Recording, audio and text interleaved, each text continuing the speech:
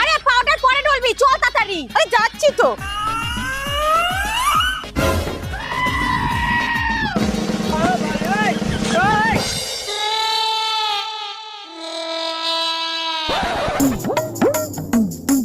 দিদি, এইখানে কোনো বাক্স পড়ে থাকতে দেখেছেন? না না, আমরা কোনো বাস্কো টাস্কো দেখিনি। আচ্ছা।